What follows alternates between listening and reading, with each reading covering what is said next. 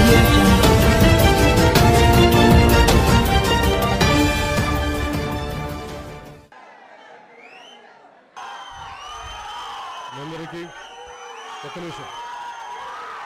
అందరికీ నా హృదయపూర్వక నమస్కారాలు.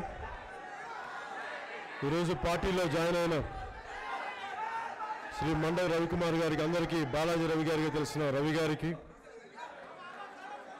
జి సీతారామయ్య గారిని, కోన తాతారావు గారిని, కొనతాల సీతారాం గారిని, వి రామచంద్రరావు గారిని, వై వేణుగోపాలరావు గారిని మనస్ఫూర్తిగా జనసేన పార్టీలోకి మనస్ఫూర్తిగా ఆహ్వానిస్తూ ఉన్నాం.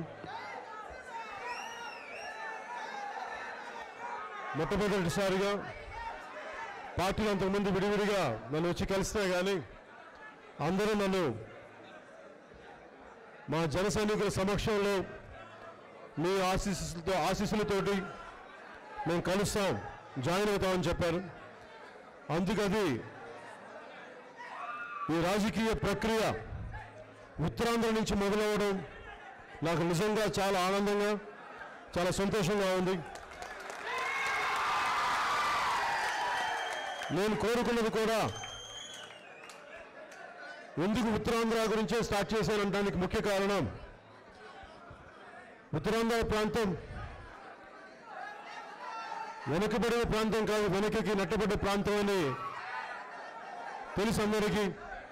నిన్న కళింగాంధ్ర మేధావులు, ఉత్తరాంధ్ర మేధావులతో మాట్లాడినప్పుడు కూడా ఈ అభివృద్ధిలో స్థానికంగా మన ఉత్తరాంధ్ర ఆత్మను అర్థం చేసుకున్న పార్టీ జనసేన పార్టీ.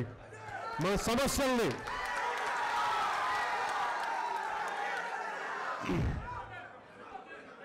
అని నేను మేధావులతో కూడా మాట్లాడుతున్నప్పుడు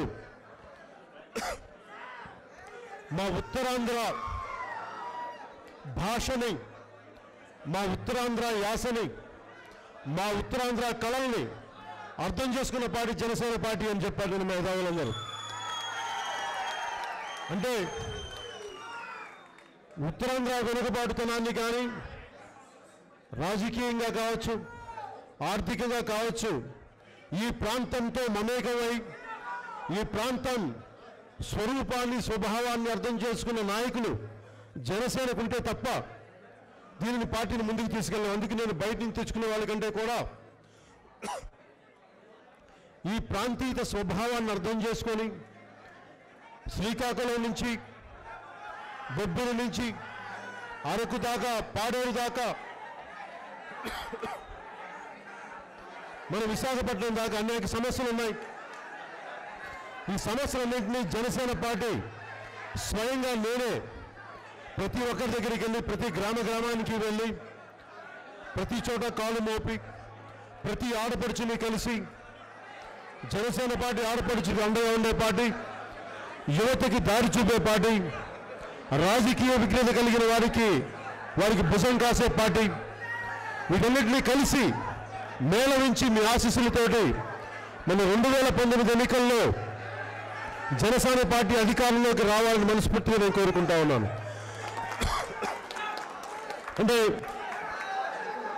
ఇందాక నేను చెప్పినట్టుగా జనసేన పార్టీకి నాయకులు ఎంతమందినా రావచ్చు, వెళ్ళిపోవచ్చు, ఒక రాజకీయ ప్రక్రియలో భాగం. కానీ జనసేనకి ఎప్పుడు వెన్నంటి అండగా నిలబడేది, వెన్నుదన్నుగా ఉండేది జన సైనికులు. రేపు 2వ తారీఖు నుంచి శ్రీకాకుళంలో మొదలుపెట్టి జనసేన రాజకీయ శిక్షణ తరగతులు ప్రారంభమవుతున్నాయి. ప్రతి నియోజకవర్గం నుంచి ముందస్తుగా 3000 మంది జన సైనికులు ఎంపిక చేశాం.